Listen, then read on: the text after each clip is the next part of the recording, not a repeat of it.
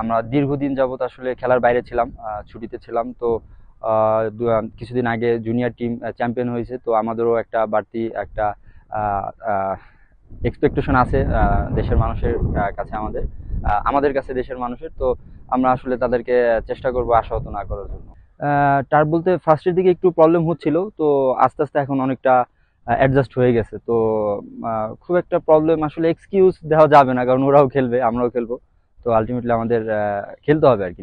লক্ষ্য বলতে আসলে আলটিমেটলি আমাদের ম্যাচ দুটা যেভাবে হোক উইন হওয়া খুবই ইম্পর্টেন্ট। তো গোল যে করুক, আমি করি বা আরো ডিফেন্ডার করুক, মিডফিল্ডার করুক, উইঙ্গার করুক, আমাদের আলটিমেটলি আমাদের গোল দরকার।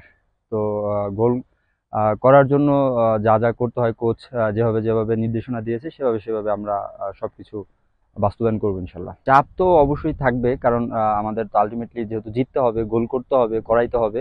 তো ওইটা চাপ ওইভাবে না নিয়ে চাপ মুক্ত ভাবে যতটুকু করতে পারবো আশা করতেছি। যদি করতে পারি তাহলে হয়তো ভালো কিছু হবে। ওয়েদারের সাথে সবকিছুর সাথে অ্যাডজাস্ট হওয়ার জন্য কিছুদিন আগে চলে আসছে এখানে।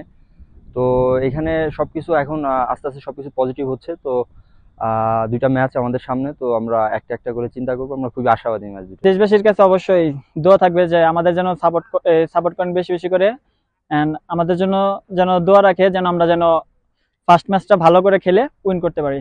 হিসেবে তো অবশ্যই, কারণ এখানে জয় ছাড়া কোনো ওয়ে নেই আমাদের। আমরা আসছি এখানে জয়ের লক্ষ্য নিয়ে। দুইটা সেশন প্র্যাকটিস হচ্ছে, আজকে সবাই ভালোভাবে প্র্যাকটিস করতে পারছে। কালকে যেমন লাস্ট ইয়েস্টারে যেমন আমাদের একটা দমের একটা যেমন সমস্যা হয়েছে, আজকে আমাদের সবার ভিতরে এই সমস্যাটা হয় নাই। আশা করি যে যেহেতু আমাদের হাতে আরো একটা দিন সময় আছে, আমার মনে হয় যে কালকে যদি আমরা আরো ভালো করে প্র্যাকটিস করতে পারি, ইনশাল্লাহ এই ঈদ আমাদের ভিতরে কেটে যাবে।